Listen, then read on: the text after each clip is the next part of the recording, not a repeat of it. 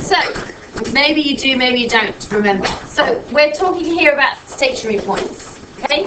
So, stationary points can be maximum points, minimum points, or points of inflection. Yes? Yes. Remember that? Now, essentially, they are where gradients change. So you can see from maximum point what kind of gradient. So if this is the actual turning point itself, okay, in the middle. The opposites. Yeah, that was the second derivative test. Okay, so the turning points or stationary points are all points where the derivative is Zero. zero. Awesome. Remember that? So at this point here, the derivative is 0. So we know that dy dx would be 0 at our stationary point. We know that the derivative talks about what feature of the graph? The gradient, yes? So the gradient here is 0. So if we were to draw a tangent to the point to the curve at that point, we would have a horizontal line. That's why the gradient's 0. Yes? All make sense? Now, what can we see about the gradient on the left-hand side of this? It is negative. No, it is decreasing. On the left-hand side, if I was to choose that point there, what could I say about the gradient of the tangent there? It's increasing. It's positive. It's positive. Yes? Oh, yeah. What can we see about the gradient on this side? It's negative. Okay, on this side it's positive, on this side it's negative. Yes? For here it's 0. On the left-hand side it's negative. On the right-hand side it's positive. So if we were to investigate what's happening with the gradient either side of the stationary point, we would be able to determine whether it was a maximum point or a minimum point. Because if it was a positive value on the left and a negative value on the right, we know it must have done this and therefore be a maximum point. Does that make sense? Yes. Here it's 0, negative, then positive, so it would be a minimum. Now, for the points of inflection, here the gradient of the tangent is positive, yes? Here it's also positive. So that would tell us it was a point of inflection going that way. This one, 2 negatives, it would be a point of inflection going that way. Okay? So if we're positive, positive, negative, negative, then we know it's a point of inflection. All right? Essentially, that's what you need to know. Now, second derivative. So as a recap, we said that there was a quick way of determining what kind of turning point it was if you were able to find the second derivative. Okay, the second derivative is literally differentiating the derivative. Okay, it's as it sounds. So when you substitute values into that for the actual point, okay, so not left or right, for the actual point, that determines whether it was a maximum point or a minimum point.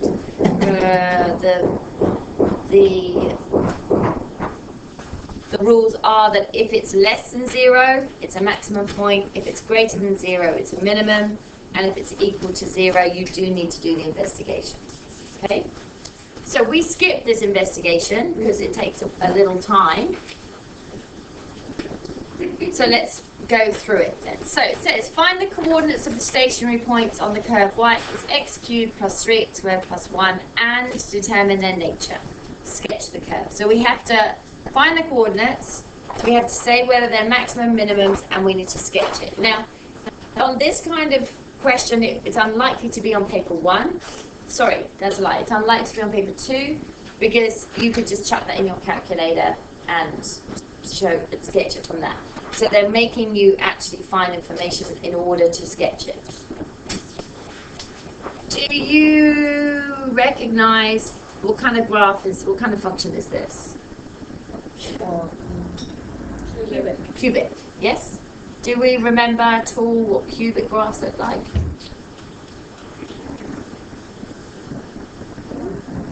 Yep. So cubic graphs either look like that or like that. Okay? So cubic graphs where this value here is positive, it would go up, then down and up. And this would be where it's negative. Now I can see that this one here has a positive x cubed. In other words, it's a positive 1. It's a secret 1 in front of here. So I know it's going to look like that. Okay? So for these kinds of questions, it's also helpful, if it is something as straightforward as a cubic, to have that kind of picture in your mind. Because I know that once I've determined my coordinates of my stationary point, the one furthest left is going to be which point? Yes, but it's going to be what kind of point? Maximum point, yes? And the one furthest right is going to be the minimum point. So because I know it's going up, then down and up, I know that so for example, if I found my two values were -2 and 3, I know that this one, the -2 one, has to be the maximum point and the 3 has to be the minimum point. Does that all make sense? Or am I saying too much at once? Okay. Right, so let's carry on. So we know we're talking about stationary points, so we're going to differentiate. Okay, so to find where the stationary points, remember we differentiate. Okay, so the derivative of this would be, Natasha? 3 plus 6. Is that it? Nice, good. So we find the derivative, and then what do we do? Try that twice. We're trying to find the stationary points. Equal to 0. Okay, so we know that stationary values occur when the derivative is 0. So stat points when dy dx is 0. So we're then going to solve 0 equals 3x squared plus 6x.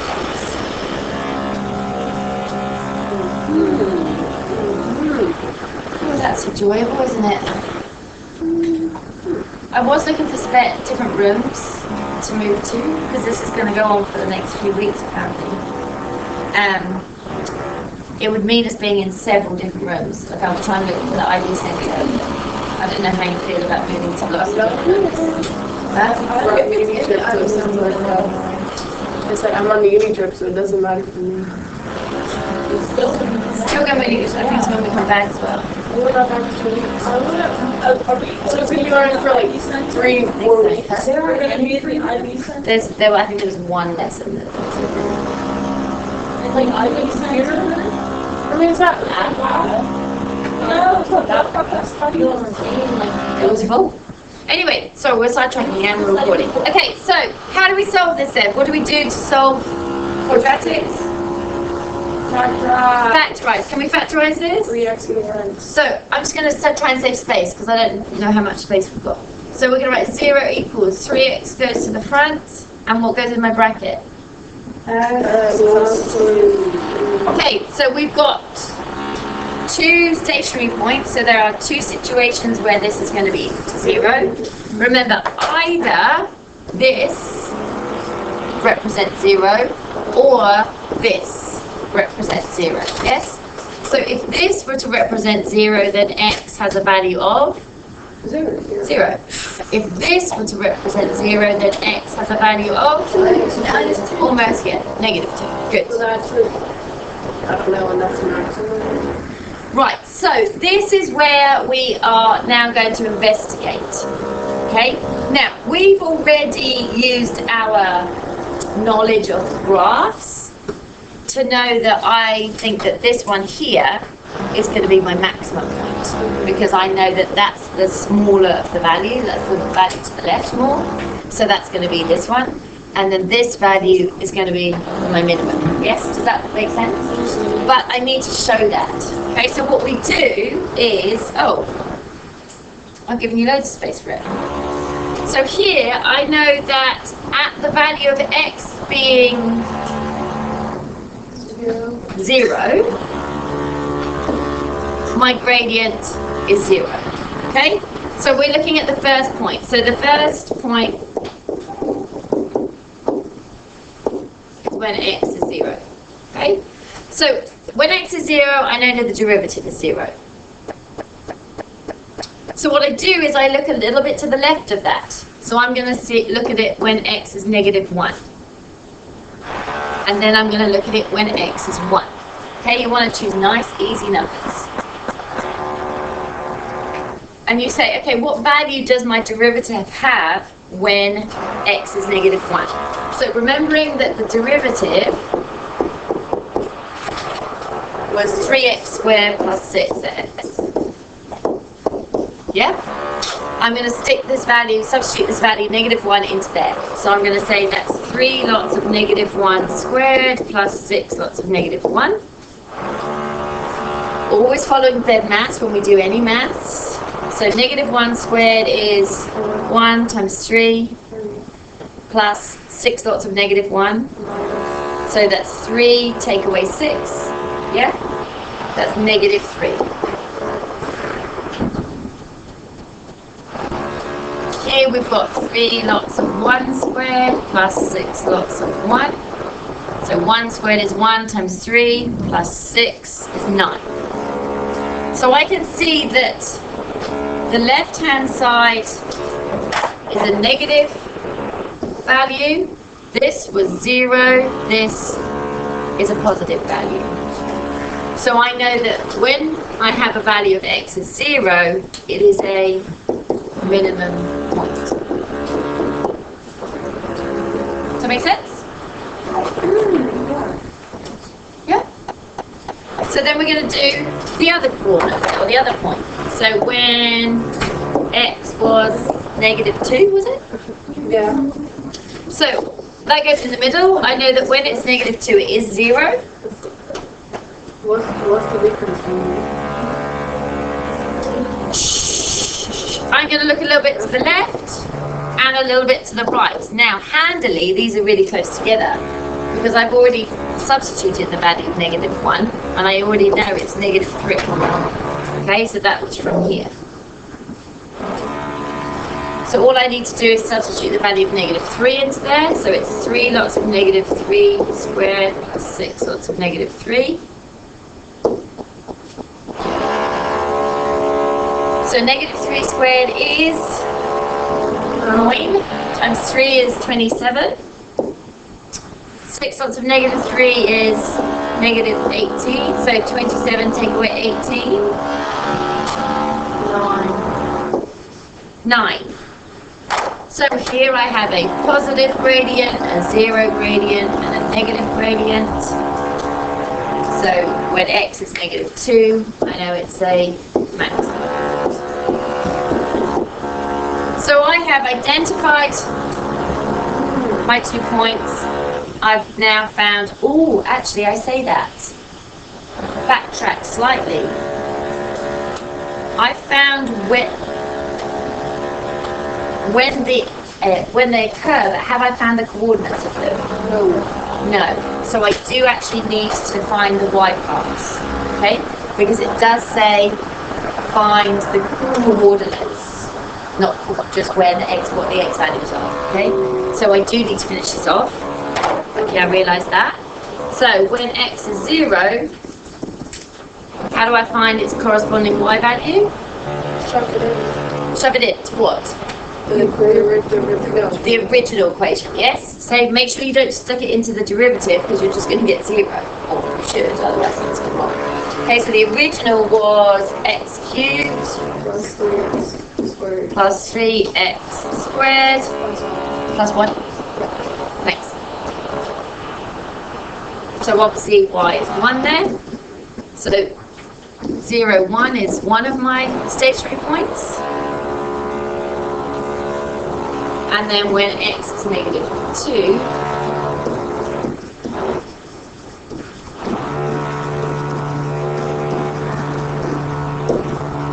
so negative 2 cubed is negative 8.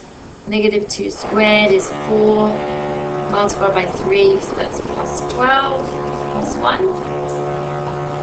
Okay, so negative 8 plus 12 is 4 plus 1 is 5. So I've got the other coordinate, negative 2, 5.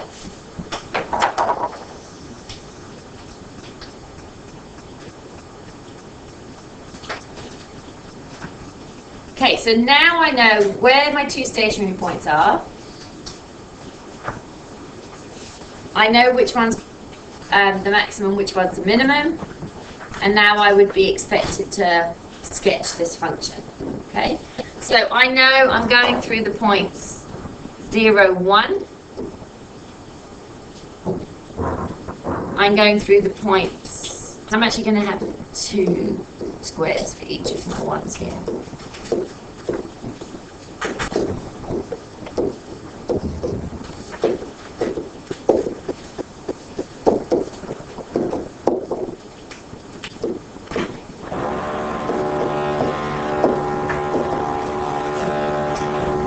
Okay, so I'm going through the point 0, 1, and then I'm going through the point -2, what did I just say, it was 5? This has, Yeah. is that a 1 and a 2? Yes, I said 1, 2, and then I decided just to label every other. So I've kept my same scale, I just haven't labeled each number. Did that confuse you? Sorry. It's just that. You were just making sure I hadn't made a mistake. And you're good? So if I know that this is my maximum point, that's my minimum point, my function must look like that. Oh. Yeah?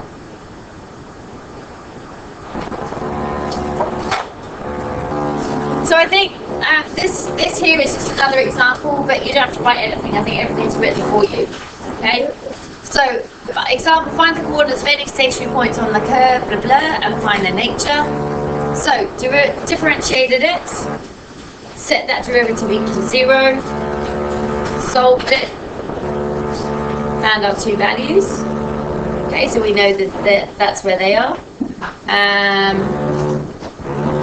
Looking at either side of them. Okay, so this one we've got both values in the one table. Okay, so we've got our 2 stationary points here and here. So we're just looking at either side so we can see it looks like that. Next page, we're actually finding the y coordinates, so we're substituting our values in. Okay, so there's our 2 coordinates. We know the first one was a maximum and the second was a minimum. Okay, so that you didn't have to write anything. Example 2 is a similar thing. Everything's there for you. Okay, but this time we were using the second derivative test. Same, neat, different gravy. Okay.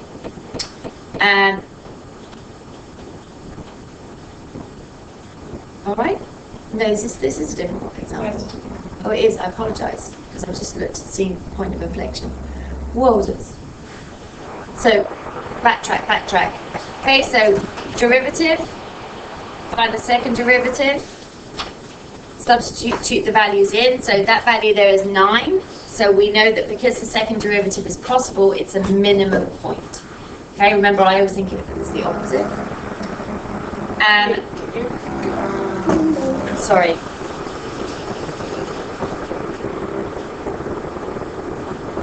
So once you've got the derivative, rather than investigate, you can find the second derivative. Mm-hmm. Yeah, so you just differentiate this. How comes the point table under that? Yes. Oh, so they tell you in the question they would give you -3 or 2. Is that right? No, they found that back here. Oh. Sorry, skip that. I went too fast.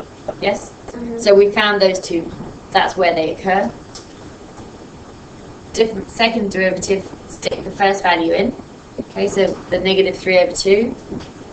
We found it's 9, so it must be a minimum point. Now, when we stick, and then we found the y part of it, so we know that that one's the minimum. Now, when we stick x0 into it, we get the second derivative is actually equal to 0. So, we know it's a point of inflection, but they all generally want more information about it. So they want to know, is it increasing or decreasing? So is it positive or negative? Okay, so if you ever find that your second derivative is equal to 0, you need to then do this investigating the nature of it either side. So you're going to stick the 0, we know is 0, stick a value of -1 into the derivative. not the second derivative. Okay, so you stick -1 into the derivative, you get a positive value. If you stick 1 into the derivative, you get a positive value. So therefore, it must be an increasing point of inflection. Yeah?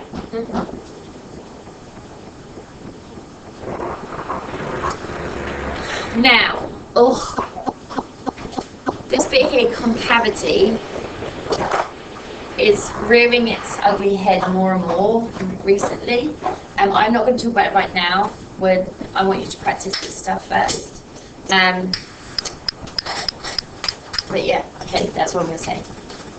Give me one.